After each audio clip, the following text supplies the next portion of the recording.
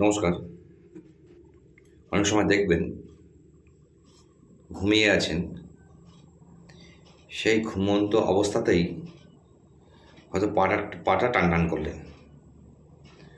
হঠাৎ করে দেখলেন সে পায়ের ডিমের কাছে তীব্র যন্ত্রণা, সেখানটা কেমন শক্ত মতো হয়ে গেছে। হয় কি না? মাঝে মাঝে হয়তো হতে পারে, অনেকের হয়, অনেকের হয় না। শরীরে জলের ঘাটতি হলে এরকম হতে পারে, সোডিয়ামের ঘাটতি হলে এরকম হতে পারে। যাই হোক, সেই সময়টা কি করবেন?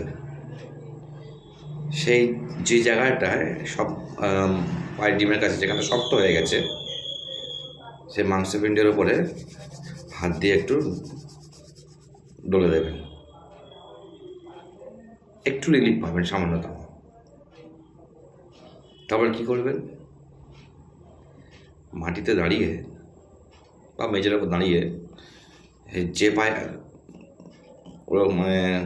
ওরকম হয়েছে সেই পাটা মেঝেতে শক্ত করে চেপে ধরে রাখবেন, যতটা পারেন শক্ত করে চেপে ধরে রাখবেন।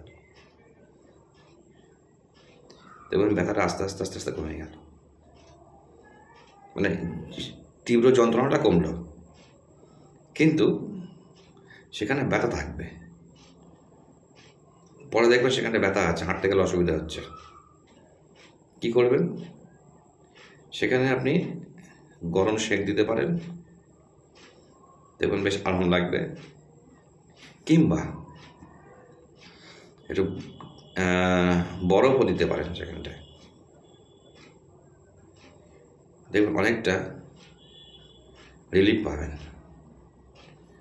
ব্যথাটা যেটা 2-3 দিন থাকতো সেটা কুইকলি কমে যাবে। আর কি করবেন? যদি ওআরএস থাকে খেয়ে নেবেন, কিংবা সেই 1 গ্লাস জলে সামান্য একটু লবণ আর একটুখানি সেই চিনি দিয়ে স্যালাইন জল করে খেয়ে নেবেন। এরকম কিন্তু অনেকের সমস্যা হয়, বেশিরভাগ ক্ষেত্রে ঘুমের ঘোরে হয়। এবারে যদি কিনা করে চিৎকার করা হয় তো পাশের লোক তো ভয় পেয়ে যাবে। কিছু করার নেই, যদি এরকম ঘুমের ঘোর হঠাৎ করে পায়ে এরকম যন্ত্রণা শুরু হয়, চিৎকার করতেই হবে, আচমকা। যদি হয় এরকম, সেখান থেকে মুক্তি পাওয়ার এটাই উপায়। ভালো করে একটু ডলে দেবেন। ডলে দেওয়ার পর সেই সময়টায় একটু ব্যথা কমবে, যন্ত্রণাটা কমবে। মেঝেতে দাঁড়িয়ে সেই পাটা শক্ত করে চেপে ধরবেন, চাপ দেবেন। তারপরে তো একটু সেঁক কিংবা একটু বরফ দিলে ভালো। রাতেরবেলা হয়তো সেঁক দেওয়ার সুযোগটা পাবেন না, কিংবা বরফ দেওয়ার সুযোগটা পাবেন না, কিন্তু ঘুমোতে পারবেন। এটাই ভালো করে ডলে দিতে হবে সেই জায়গাটা। ঠিক আছে, ধন্যবাদ।